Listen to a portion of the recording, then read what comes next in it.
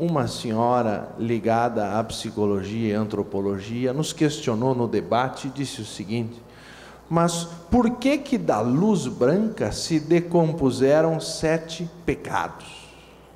Por que da unidade divina surgiram 7 fraquezas? E frequentemente ainda brigam entre si, né? Aí eu lembrei que essa era apenas uma correspondência clássica, mas existem também as 7 virtudes que neutralizam aqueles pecados. O pecado surge quando, tendo a energia, nós não sabemos dar a ela um uso construtivo. Ou seja, é como se a divindade nos investisse de poderes e, frequentemente, nós vemos esses poderes serem mal empregados. Por isso a divindade é culpada das nossas fraquezas? Não, eu prefiro citar Platão, que a escolha da virtude, a responsabilidade é de quem escolhe. Deus está inocente nisso, conforme o livro 10º da República. Se nós misturarmos todas as cores disponíveis, nós vamos retornar à luz branca, nós vamos retornar à sabedoria divina. Se é que eu consigo responder a vossa pergunta. Por isso,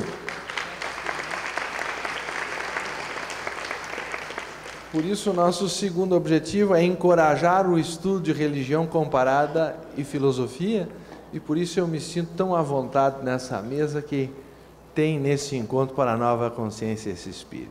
Muito obrigado. Minha pergunta é para o pastor Neemias. O senhor falou na viagem estafante que fez 16 horas, ao chegar em Tel Aviv, lhe foi proposta 2 alternativas. Ou o senhor iria descansar, ou iria a uma palestra que tinha como tema, basicamente, o ser humano como ser humano.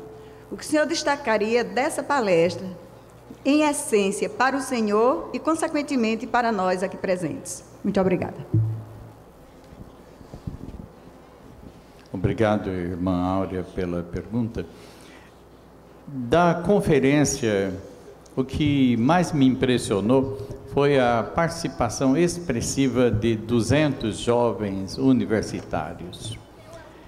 Num país tão pequeno, menor que o estado de Sergipe, localizar assim nessa nação em guerra permanente, desde o antigo nome Jebus, que era o nome histórico de Jerusalém, até hoje Israel não cessou de lutar as brigas fratricidas, divisionistas, no lugar que pressupostamente na consciência mundial é terra santa, porque berço das 3 grandes tradições abraâmicas, o islamismo, o judaísmo, o cristianismo.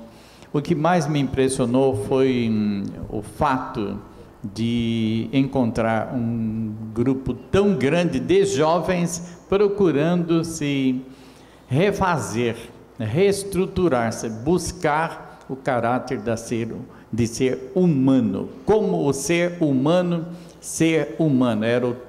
era o tema. E o que ficou mesmo nos fóruns, nos workshops, nos debates daquela longa noite que chegou madrugada fora, foi exatamente esse desejo do ser humano reencontrar a sua identidade. Quer dizer, o ser humano, quando se torna humano, ele efetivamente é a presença do Eterno. Então, isso que me ficou, apesar de ser modelado na fé cristã, nascido dentro da religião, às vezes me considero bastante desumano. Então, o que eu aprendi realmente foi buscar mais e mais ser humano. Eu sou psicóloga e poetisa. O que é que tem que existir dentro da concepção eterna das qualidades, digamos assim, universais de um avatar do 3º milênio?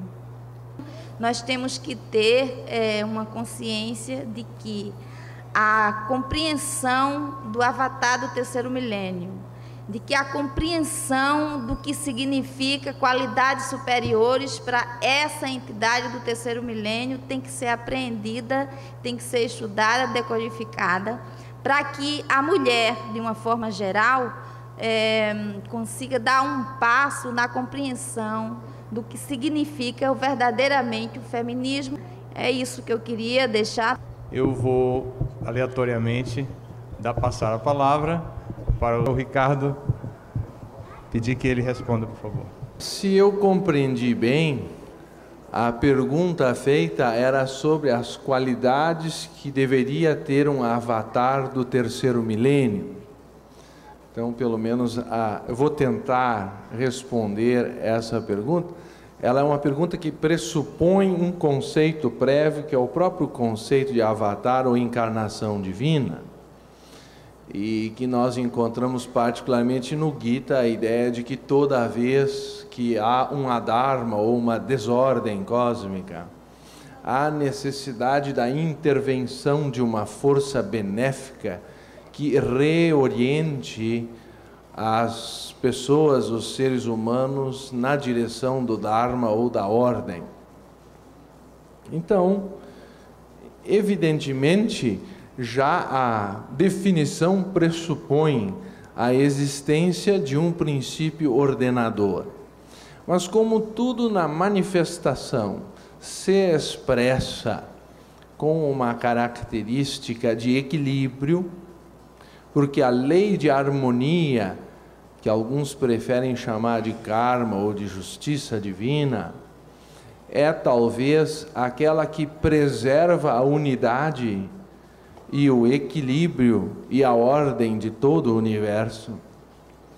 E por isso, quando nos questionaram a respeito do que era a teosofia, eu apresentei a definição mais simples que eu conheço, e peço desculpas porque todas as definições sintetizadas se tornam sempre capengas, mas ela é dividida em 3 partes e foi apresentada por um membro da sociedade chamado Leadbeater.